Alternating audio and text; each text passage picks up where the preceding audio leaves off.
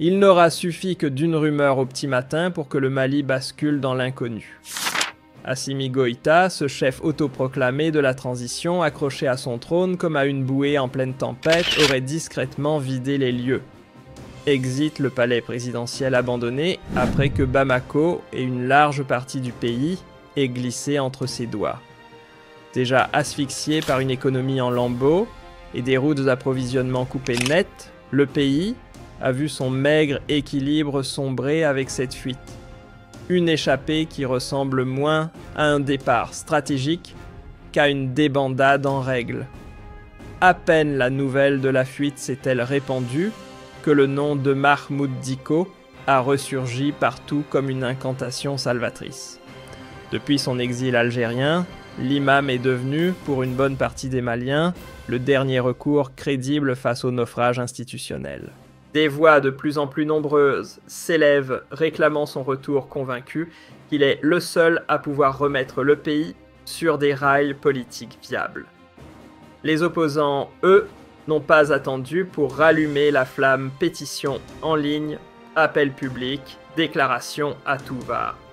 Tout y passe pour tenter de convaincre Dicko de reprendre la main. Leur message. Il est temps de tourner la page de l'autoritarisme martial et de miser enfin sur une transition portée par la légitimité civile, le dialogue et la réconciliation nationale. Pour ceux qui ont signé l'appel, il ne fait plus de doute, le régime s'est vidé de sa substance à bout de souffle, incapable de dialoguer avec une société qu'il a perdue en chemin. Dans une économie qui s'effondre sous ses propres gravats, le pouvoir navigue à vue sans cap ni boussole. Beaucoup voient dans ce désastre une conséquence logique, celle d'avoir piétiné l'accord de 2015 pour ensuite provoquer l'Algérie, tout en s'enivrant d'illusions venues de Moscou, d'Ankara et d'autres capitales lointaines. En croyant que quelques accolades diplomatiques suffiraient à garantir son autorité, Goïta n'a fait qu'accélérer l'isolement du régime et précipiter sa chute. À mesure que la crise s'intensifiait, une vérité longtemps refoulée a refait surface. Sans l'Algérie, le Mali boit la tasse. Nourriture, carburant, vêtements, produits de première nécessité. Depuis des années, c'est Alger qui ravitaillait discrètement les régions du Nord, tout en glissant au passage quelques équipements sécuritaires pour contenir le chaos. Mais lorsque l'Algérie a décidé de claquer la porte, fermeture des frontières, ciel interdit, fin des livraisons, le vernis du régime a craqué. Soudain, ce que beaucoup prenaient pour de la résilience s'est révélé être une dépendance masquée, et ce retour brutal à la réalité a rappelé à tous que l'autonomie affichée n'était qu'un mirage entretenu à grand renfort de discours. L'animosité entre Goïta et Alger ne date pas d'hier, mais elle a pris une tournure encore plus cynique lorsqu'il a tenté de se servir de son différend avec Mahmoud Dicko comme d'un levier diplomatique. En se posant en victime du religieux et en insinuant que l'Algérie freinait ses ambitions, Goïta espérait séduire quelques parrains étrangers avides d'influence au Sahel. Pendant ce temps, il faisait le ménage à l'intérieur, les partis politiques rayés de la carte, les civils tenus à distance, et une annonce sortie du chapeau, 5 années de présidence renouvelable à volonté. Une manœuvre que beaucoup ont perçue comme un coup de force déguisé, dans un coup d'État déjà bien installé. Pendant que le palais affinait ses discours, le pays lui sombrait dans l'anarchie. L'armée débordée n'arrivait plus à sécuriser les routes, ni à garantir la distribution de carburant, même dans les grandes villes. Dans plusieurs régions, les groupes armés ont pris les rênes, établissant leurs propres lois, là où l'État avait disparu, et pendant que les kalachnikovs imposaient tant leurs ordres, les écoles fermaient, les dispensaires se vidaient, et la population survivait privée des services les plus élémentaires. Un effondrement silencieux, mais total. D'année en année, le refrain restait le même des promesses d'élection brandies comme un trophée, puis soigneusement rangées dans le tiroir des fausses attentes. Goïta maître dans l'art de gagner du temps trouvait toujours un prétexte plus ou moins convaincant pour justifier les reports successifs. Jusqu'à ce que le masque tombe, il ne comptait plus partir. Loin de toute limite, il envisageait de prolonger son règne aussi longtemps que l'opportunité lui serait offerte, ou tolérée. Pendant que Bamako s'enfermait dans son isolement, Niamey et Ouagadougou suivaient le même sentier glissant. Unis par le sceau des coups d'État, ces capitales pensaient pouvoir tourner le dos au monde sans en payer le prix. Mais la réalité les a vite rattrapés. Les économies se sont effondrées, le quotidien est devenu insoutenable et l'illusion d'une souveraineté retrouvée a fondu sous la chaleur des sanctions et du vide diplomatique. Le signal d'alarme. L'Algérie, qui après avoir abattu un drone, a coupé net les ponts, forçant chacun à mesurer le coût réel d'un bras de fer avec Alger. Goïta avait misé gros sur la Russie, la brandissant comme un allié loyal, prêt à le soutenir, quoi qu'il en coûte. Mais Moscou, pragmatique avant tout, n'a jamais levé le petit doigt pour compromettre ses liens stratégiques avec Alger, juste pour prolonger le règne chancelant du chef malien. Résultat, le voilà seul, abandonné par ses partenaires de circonstance et menacé désormais par la justice internationale. La Cour pénale commence à s'intéresser de près à certains épisodes sombres de sa transition et cette fois, aucun parapluie russe à l'horizon. Dans le tumulte général, un nom revient sans cesse, comme une lueur dans la brume, Mahmoud Dicko. Les appels à son retour se multiplient, portés par ceux qui voient en lui la seule figure encore capable de rassembler. Depuis l'Algérie, où il s'est exilé, l'imam reste connecté à la mosaïque politique malienne, entre courants religieux, réseaux sociaux et sphères diplomatiques. Son ancrage algérien, loin d'être un obstacle, est perçu comme un atout majeur pour ouvrir un nouveau chapitre. Beaucoup misent sur lui pour piloter une transition brève mais décisive, une transition qui redonnerait aux institutions un semblant de légitimité perdue. Des échos venus de l'intérieur du pays, comme de la diaspora, ne laissent plus place au doute. Goïta n'a plus sa place à la tête du Mali. Qu'il s'accroche encore n'y change rien pour beaucoup, sa chute n'est qu'une affaire de jours voire d'heures. Les signaux d'alarme se sont multipliés, perte de contrôle sécuritaire, tensions internes dans les rangs militaires, incapacité chronique à répondre aux besoins vitaux de la population. Autant d'indices d'un pouvoir à bout de souffle au bord de la rupture. La fuite de Goïta a agi comme une onde de choc, creusant un vide politique que nul ne peut ignorer. Très vite, les regards se sont tournés vers l'après, une transition urgente civile, pour éviter le chaos total. Mais cette crise dépasse largement les frontières du Mali. Le Niger et le Burkina Faso, pris dans la même toile d'alliance militaire et d'isolement régional, voient aussi leur fondation vaciller. La chute des échanges, la montée des tensions aux frontières et l'exaspération grandissante de la communauté internationale annoncent une pression croissante pour un retour rapide à l'ordre constitutionnel. Le Sahel retient son souffle, alors que Bamako vacille et que le pays cherche une porte de sortie dans un labyrinthe d'instabilité. Un nom revient avec insistance, l'Algérie. Perçu comme le dernier acteur capable de peser sur le cours des événements, Alger dispose d'un atout rare, sa proximité historique avec tous les camps maliens et son rôle central dans les négociations passées. Beaucoup espèrent qu'elle prendra l'initiative d'un nouveau processus inclusif, rassemblant les fragments épars d'un système effondré. Mais pour l'instant, rien n'est figé. L'absence de leadership clair, la multiplication des zones hors contrôle et l'attente tendue de la population rendent les jours à venir particulièrement décisifs.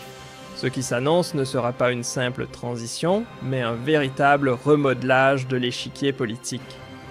La chute de Goïta n'est peut-être que le prologue d'un chapitre encore plus troublé, dont les premières lignes s'écrivent déjà dans la crainte et l'inconnu. Une chose est sûre, ce qui se joue actuellement au Mali dépasse la logique des crises habituelles. C'est une transformation profonde, dont l'issue reste suspendue à l'équilibre fragile entre effondrement total et sursaut collectif. Ce que ses fidèles jugeaient encore impensable hier est aujourd'hui devenu réalité. Assimi Goïta a disparu du paysage, emportant avec lui les restes d'un règne forgé à coups de force brute et d'illusions géopolitiques. Ce départ précipité ne signe pas seulement la fin d'une ère autoritaire, mais aussi l'effondrement d'un pari insensé bâti sur des alliances bancales, des calculs hasardeux et un aveuglement complet face aux réalités sociales du pays. Après tant d'années à confondre autorité et isolement, le Mali semble enfin entrevoir un peu tard que sans légitimité intérieure, aucun pouvoir ne tient. Des années à promettre un renouveau, à parler de réformes et de scrutin sans jamais en voir la couleur. Pendant ce temps, la junte bien installée reculait chaque échéance, épuisant une population déjà vidée par l'insécurité, la misère et les efforts du quotidien. Ce n'est plus seulement de la lassitude, c'est une usure profonde, enracinée dans la chair d'un peuple qui n'attendait plus rien sinon la fin de cette mascarade prolongée. Fragmentée, secouée, mais encore consciente de ses blessures, la société malienne semble avoir atteint un rare moment de lucidité collective. Pour que l'État survive, il faut sortir des postures rigides, des jeux d'influence stériles, et enfin, imaginer une gouvernance qui rassemble. De Bamako aux zones reculées que l'État a depuis longtemps désertées, un murmure traverse les populations, une aspiration profonde à reconstruire non seulement les institutions effondrées, mais aussi la confiance, l'éthique publique et la sécurité perdue. Un nouveau départ, oui, mais à condition qu'il soit partagé. Le grand discours de la souveraineté par la force a fini par se briser sur le mur de la réalité. Ceux qui promettèrent la stabilité en s'appuyant sur les armes et les slogans patriotiques découvrent aujourd'hui que ni la souveraineté ni la paix ne se décrètent à coups de fusil. Ce choix de stratégie musclée n'a fait qu'élargir les failles, multiplier les foyers de violence, accentuer la misère et enfoncer le Mali dans une impasse diplomatique dont il peine à sortir. Résultat, un pays encore plus vulnérable et une population qui paie chaque jour le prix d'une illusion nationaliste mal vendue. Le départ précipité de Goïta, aussi inattendu qu'il puisse sembler, agit comme un déclic collectif. Pour beaucoup, c'est un soupir de soulagement contenu depuis trop longtemps, la preuve vivante qu'un pouvoir aussi inflexible soit-il, finit toujours par s'effondrer quand il perd ses soutiens et sa légitimité populaire. Mais derrière ce moment de libération se cache une angoisse sourde et maintenant. Car faire tomber une figure autoritaire est une chose. Construire ensuite un ordre nouveau, cohérent et stable en est une autre bien plus complexe. Ce tournant historique n'est pas une simple parenthèse, il oblige à tout remettre à plat. Quel garde-fou pour éviter la répétition des erreurs passées? Quelle place pour les militaires dans un état de droit? Et surtout qui pour incarner un leadership civil crédible et fédérateur, capable de recoller les morceaux d'un pays fracturé? Autant de questions qui s'imposent et auxquelles il faudra répondre vite, mais avec lucidité, pas dans la précipitation. Dans le flou ambiant, un nom revient comme un repère stable, Mahmoud Dicko. Pour beaucoup, il incarne cette rare combinaison de légitimité morale, de poids social et d'ancrage diplomatique, notamment avec Alger, qui pourrait faire office de catalyseur pour une transition digne de ce nom. Son image à la fois respectée et stratégique séduit ceux qui rêvent d'un processus de réconciliation nationale. Mais que l'on ne s'y trompe pas, même un homme à la stature symbolique ne peut à lui seul reconstruire les fondations d'un État qui s'effrite. L'espoir, s'il veut durer, devra être collectif. Le prochain chapitre de la transition ne pourra pas se jouer en solo. Il faudra une mobilisation large, une volonté commune de toutes les composantes de la nation pour éviter un nouvel effondrement. Les acteurs régionaux, à commencer par l'Algérie toujours centrale dans l'équation sécuritaire et politique, devront aussi s'impliquer sincèrement, car l'idée que l'on puisse survivre dans l'isolement est une illusion que le Sahel ne peut plus se permettre. La légitimité ne se proclame pas, elle se reconstruit patiemment à travers le dialogue des institutions crédibles et la confiance retrouvée du peuple. Le Mali se tient aujourd'hui à la croisée des chemins, là où chaque choix peut peser sur le sort d'une génération entière. Ce moment charnière ne pardonnera pas les erreurs du passé, celles où l'orgueil, la désinformation et la quête d'appui extérieur ont trop souvent pris le pas sur l'intérêt du peuple. Pourtant, une brèche s'est ouverte, étroite mais réelle, une chance de redessiner l'avenir, de repenser en profondeur la manière de gouverner et de revenir aux fondements essentiels que sont la justice, l'engagement citoyen et la responsabilité politique. Encore faut-il oser s'y engager. Reconstruire ce qui a été brisé prendra du temps. Ce ne sera ni simple, ni rapide, ni indolore. Les plaies, creusées par des années de crise, ne se refermeront pas d'un trait de plume. Mais l'histoire l'a prouvé, les nations capables de faire de leurs blessures des leviers de renaissance finissent toujours par se relever plus solides, plus unis et avec une compréhension plus profonde de leur souveraineté. Ce ne sera pas un sprint. Ce sera un chemin long, exigeant, mais nécessaire. Alors que le Mali s'apprête à refermer l'un des chapitres les plus troubles de son histoire récente, l'heure n'est plus aux rancœurs ni aux faux espoirs. Il faut désormais regarder l'avenir en face, sans phare ni fantasme, et poser les premières pierres d'une reconstruction authentique. Le départ de Goïta ne doit pas être vu comme un simple coup de théâtre, mais comme le révélateur brutal d'un système à bout de souffle rongé de l'intérieur. Ce moment, aussi chaotique soit-il, peut devenir un point d'ancrage. Celui d'un nouveau récit national où les Maliens, guidés, non plus par la peur mais par l'envie de reconstruire ensemble, feront de la stabilité, non pas une promesse vide, mais une expérience concrète vécue au quotidien par et pour tous.